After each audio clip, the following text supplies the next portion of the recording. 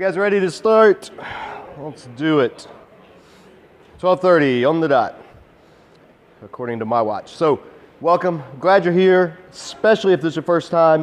We want to welcome you. We do this every Tuesday. And as always, Ruth Chris is generous enough to provide the food. I provide the teaching. You keep the seats warm. So it's a fair deal, I think. No, but we do, this is all ministry driven, so the donations here go straight to the kitchen staff for the work that they do in preparing the food each week. So we always tell people, they say, how much should I give? Say, give what you think it's worth. For some of you, you're able to give more. For some, not as much, but that's okay. Because everybody here, no matter what you're giving, you're still welcome. And we appreciate having you here. So also, if you weren't here last week, we've now got we've got cards printed up that tell about this podcast and video that we do. That's why we're recording each week. It goes up on SoundCloud, iTunes, and YouTube. So people that can't come, or those of you that are traveling, you miss a week. This is a consecutive Bible study. So if you miss a chapter, no big deal. Hop on 30 minutes and you catch up with the week's study.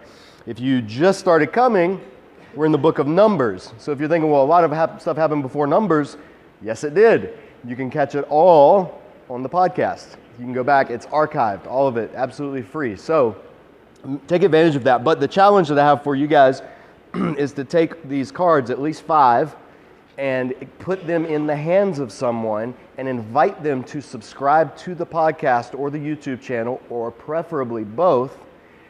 Doesn't matter if they listen or not, just make them subscribe. But the point is that that helps us increase the listeners, which eventually, we're not there yet, but eventually that could be able to, then we could have some revenue coming from the podcast, which would help with all of this in funding it, because Disciple Dojo is a donor-driven ministry. Along those lines, if you do want to contribute to help keep this thing going, I have an iPad here that's linked to our homepage or our donations page. You can become a Dojo donor for a monthly gift, starting as low as like $10 a month, all the way up to $1,000 a month. So you should all give $1,000 a month, clearly. You'll be blessed exceedingly if you do. No, none of that. No prosperity gospel here. You could give $1,000 a month and you may end up like Job and have everything taken away from you. No promises, but that's not why you give. No, but the point is there's ways to help this ministry. And I mention it now because we're about to shift. I'm about to shift in how we're doing things with our ministry, Disciple Dojo. We're a full nonprofit, and I'll be meeting with the board in a few weeks. We're going to make eventually, hopefully in the next month or two when the new website launches, all of the teaching material courses that I teach, we're going to make those available free for digital download, or streaming, so people can watch it. They don't have to buy DVDs or any of that stuff. We want to make all of the content free. The only way to do that, though, is if we have regular donors that are saying, hey, we like what you're doing and we want to help you make all of this stuff free, because then it increases the reach worldwide.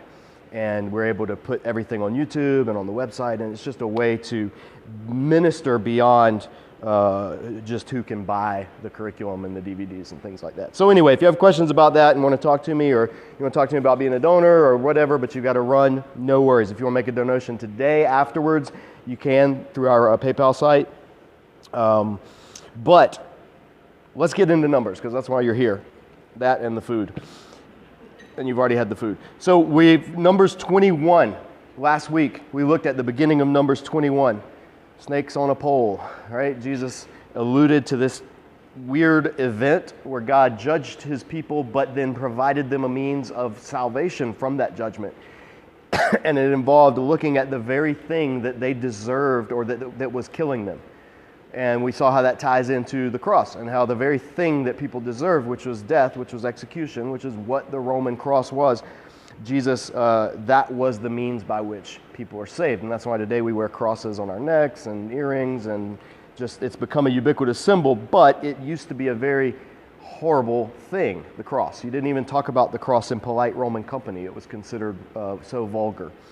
So that's what happened last week. Then, after that, we start in verse 10 of chapter 21. And to set the scene, remember, this is the transition generation. This is the generation that is dying out. Most of them have already died out, and the younger ones are rising up, or they're being raised. So this is the generation who were kids, or some of them not even born when they left Egypt, and will be adults when they enter into the promised land. Now, in order to understand this chapter, because some people find this chapter a little tricky, I'm not going to name names or point to anybody, but some people, no, this is a tricky chapter because it's got a lot of ancient sources in it, and it's actually one of the most studied chapters in Numbers because of how ancient it is. And it mentions extra biblical sources, and so this chapter interests biblical scholars. But to set the stage, Israel has come out of Egypt. They've wandered in the wilderness for 40 years as their judgment, and now they're on their way up the King's Highway. So this would be the Dead Sea area. They're coming up, and they're going to come to the top of the Dead Sea, and they're going to cross the Jordan River, which runs from the Sea of Galilee down to the Dead Sea. They're going to cross into it, into the Promised Land, and then from there spread out and take the land. Now, why are they doing that? Well, does God like Israel better than the other nations? No. He specifically says all throughout Deuteronomy, I did not do this because of you. I did this because of a promise I made to your ancestor Abraham. Some of you were here 3.5 years ago when we were in Genesis.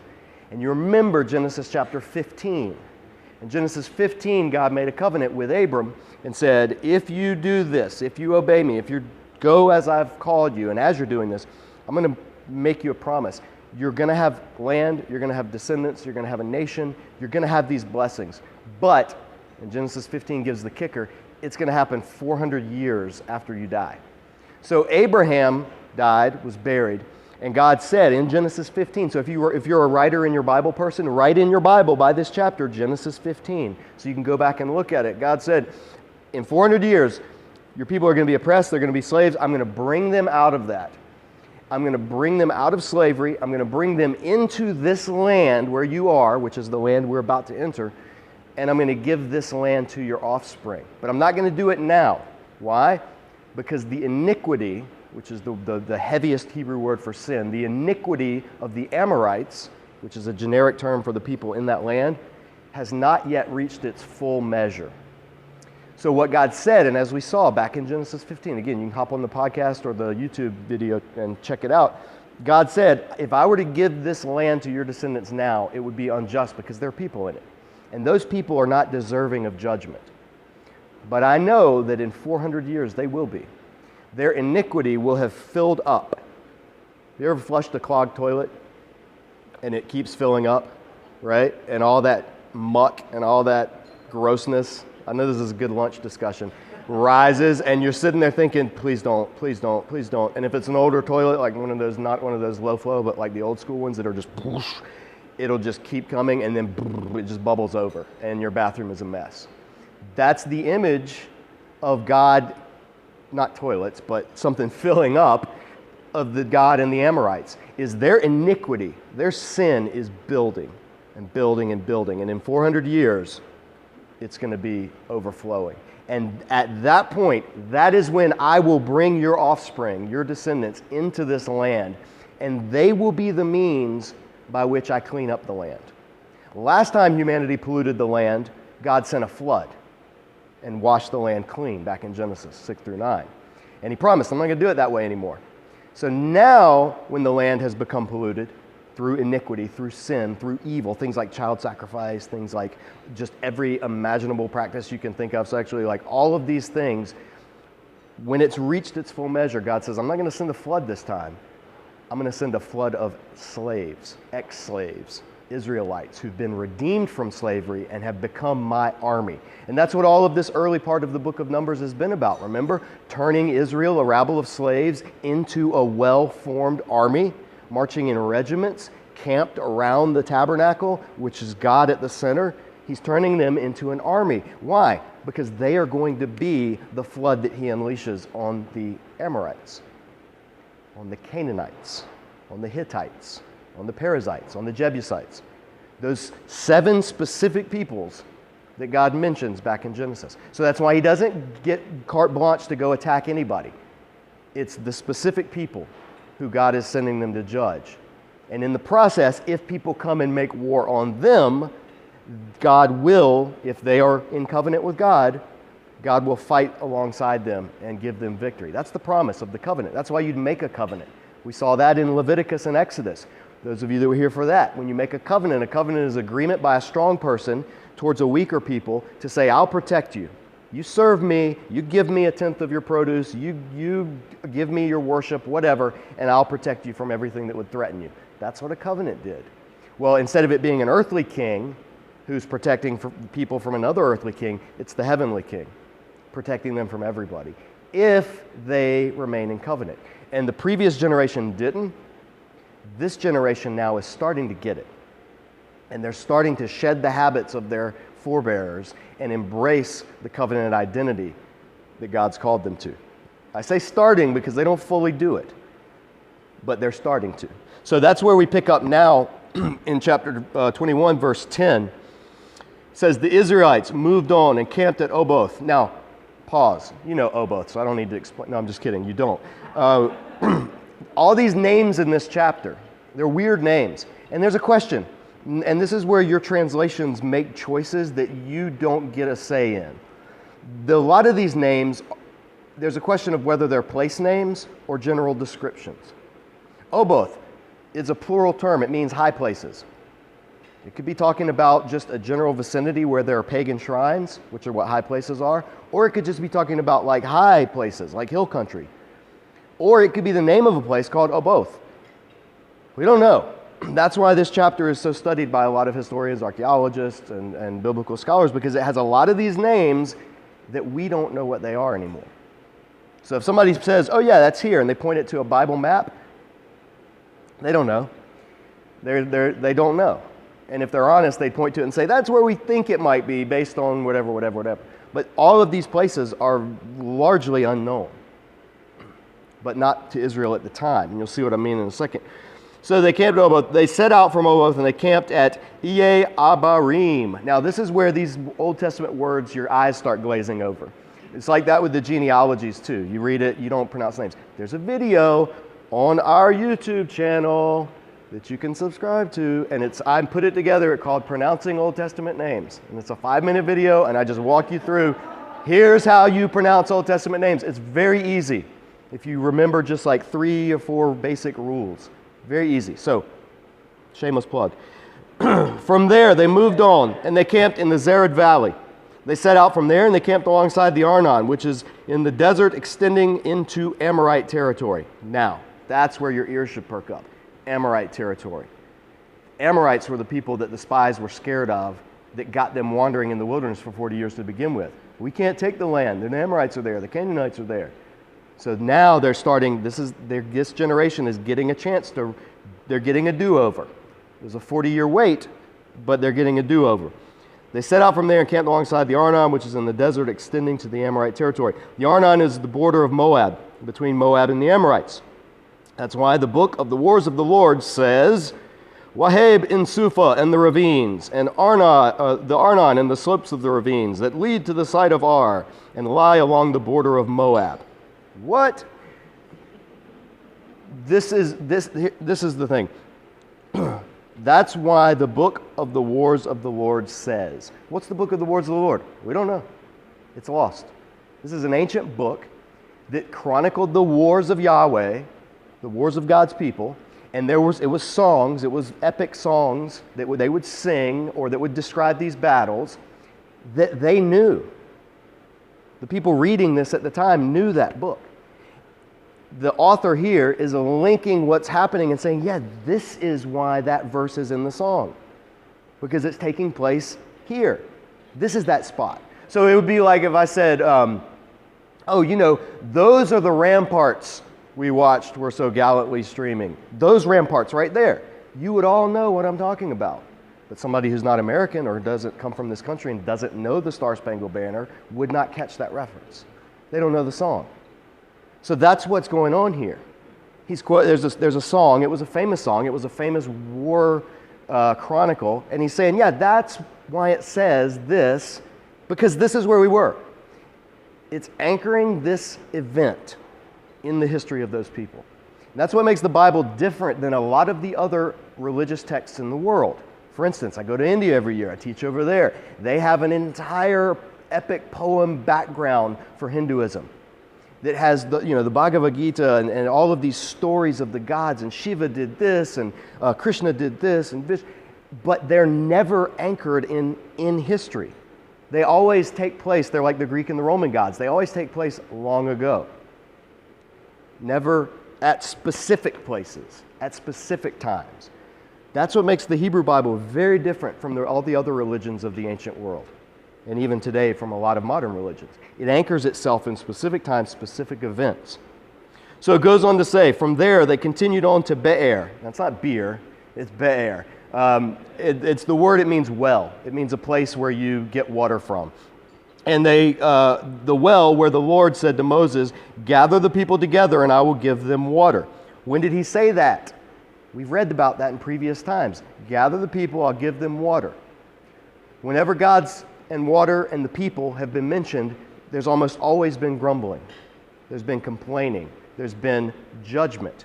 Remember, Moses has already been excluded from the promised land because he struck the rock that gave water because the people were complaining. So people, water, Moses, wilderness are not good combinations usually. So the question then is, so are the people going to complain again? Is this just another repetition of that cycle that we've grown accustomed to by now? Verse 17, then Israel sang this song. No, it's not. It's not another, they get it this time. They sing when they get to this well. They realize God is doing it. What do they sing? Spring up, O well. Sing about it, about the well that the princes dug, that the nobles of the people sank, the nobles with scepters and staffs. In other words, all the people had a hand in digging this well and celebrating it and widening it and making it. So God gave them this well and they received it as a gift and they all pitched in to draw water from it and to make it what it is. So this is, you're seeing it. They're starting to get it. They're thankful for this. Then they went from the desert to Mattaneh. From Mattaneh, they went to Nahaliel. From Nahaliel, they went to Bamoth. From Bamoth to the valley in Moab, where the top of Pisgah overlooks the wasteland. Again, these are all place names, maybe, but they're also descriptions. I said Oboth meant high places. Oboth doesn't mean high places. Oboth means, I believe it means signs. Bamoth means high places. And Nahaliel means the river of God. And Mattanah means gift. So these could be place names, they could be descriptions, we don't know. But it's giving the territory as they're making their way through this land. Then, verse 21, and from Bamoth to the valley of Moab, where the top of Pisgah, which is a mountain, overlooks the wasteland. Verse 21, Israel sent messengers to King Sihon, king of the Amorites.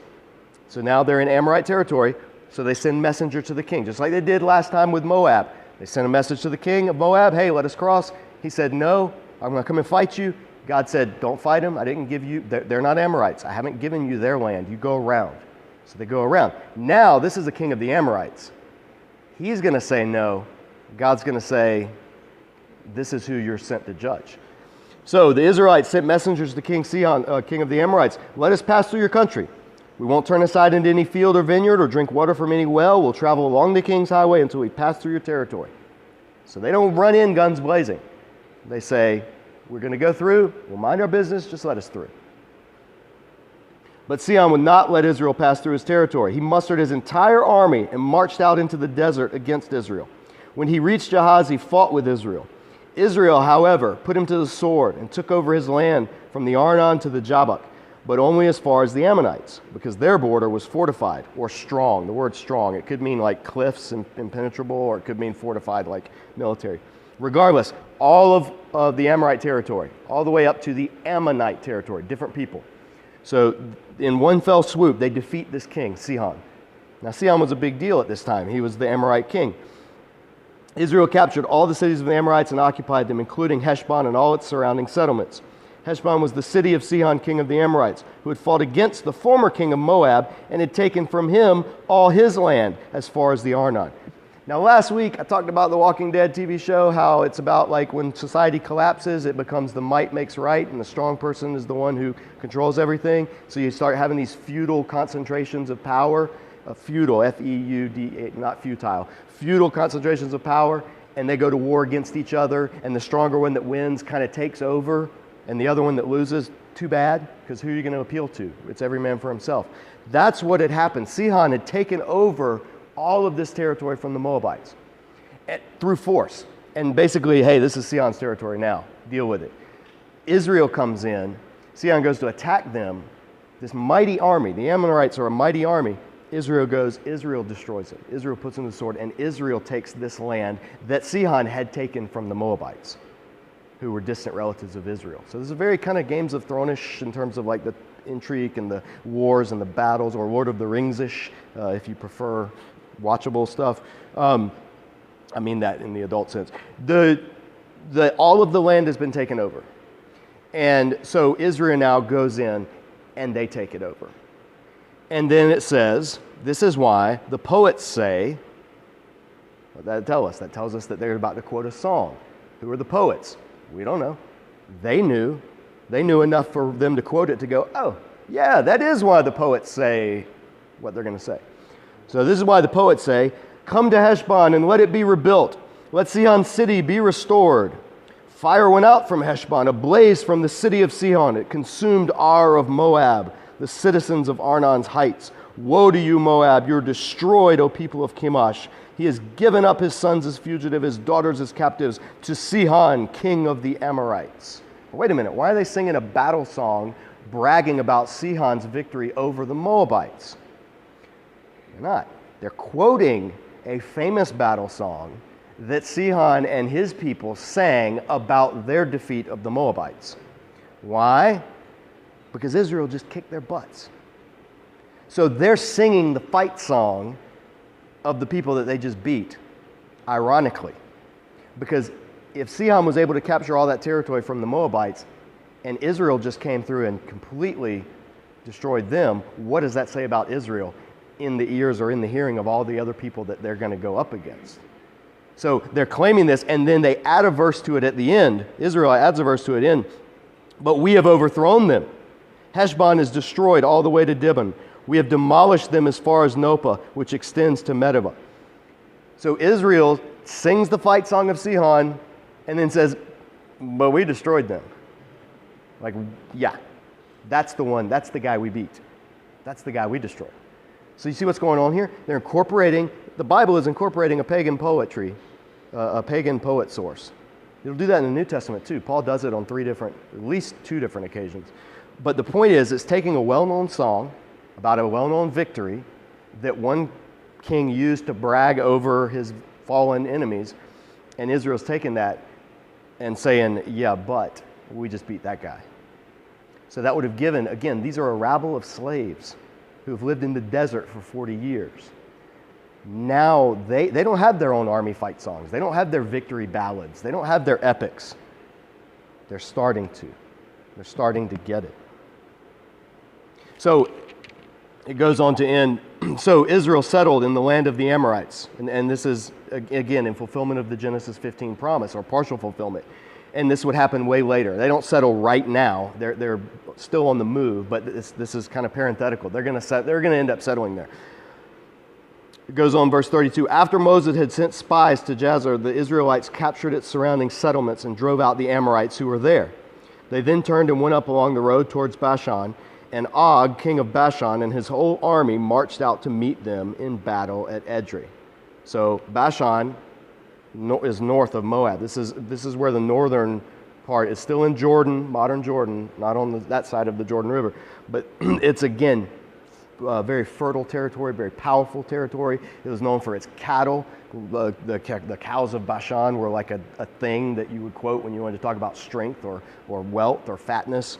So this is who they're going to go up against. The king Og apparently didn't learn the lesson that Sihon learned the hard way. So verse 34, the Lord said to Moses, don't be afraid of him. I have handed him over to you with his whole army and his land. Do to him what you did to Sihon, king of the Amorites, who reigned in Heshbon. So they struck down, together with his sons and his whole army, leaving them no survivors, and they took possession of his land. So now what's happened in this chapter is Israel has gone on a tear up the side of the Jordan River that's in modern-day Jordan today. The Transjordan is what it's called. And first they went through and they said, hey, let us pass. We're trying to get into Canaan. And they were opposed by an Amorite. They wiped them out. They moved up. They were opposed by another Amorite king, another mighty king.